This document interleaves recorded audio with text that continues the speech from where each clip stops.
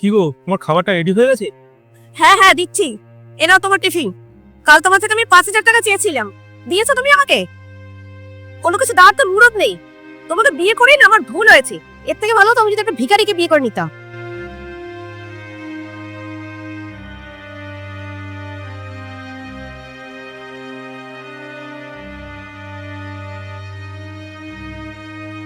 কি গো, টাকা এনেছো?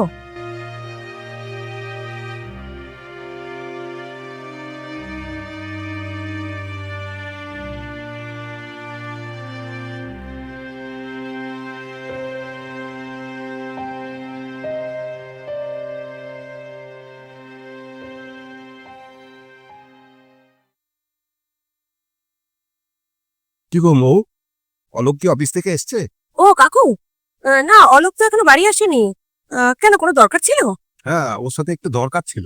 আপনি বসুন না, ওর তো আসার টাইমও হয়ে গেছে, এখনই চলে আসবে। আপনি বসুন, আসুন বসুন। তারপরে বলো, এমনি তোমাদের সব ঠিকঠাক আছে তো?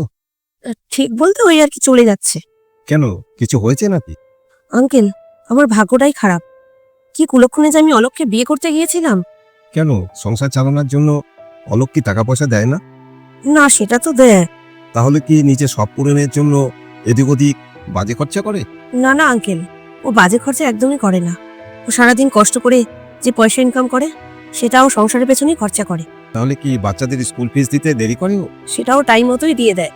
তাহলে ও কি মদ খায়, জুয়া খেলে? না না, ওসব একদমই করে না। তাহলে তুমি আমাকে বলো, ও সংসারের জন্য এত কিছু করে, তোমাদের এত খেয়াল রাখে, ও সবসময় তোমাদের কথা ভেবেই এত পরিশ্রম করে, তাহলে ওকে বিয়ে করে তোমার ভাগ্য খারাপ হয় কি করে? এটা কেন বলছো?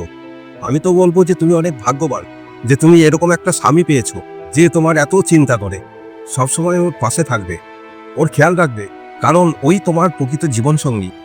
ঠিক আছে, আমি এখন আসছি। অলোককে বলো যে আমি এসছিলাম।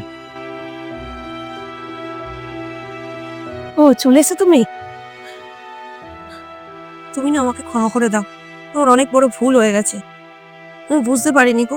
আরে না, ঠিক আছে, তোমার অধিকার আছে আমার উপর। ও হ্যাঁ, 5,000 তো হয়নি, এই 3,000 টাকাটাই জোগাড় করতে পেরেছিস। না, আমার টাকা পয়সা কিচ্ছু চাই না। আমি চাই তুমি সবসময় আমার পাশে থাকো।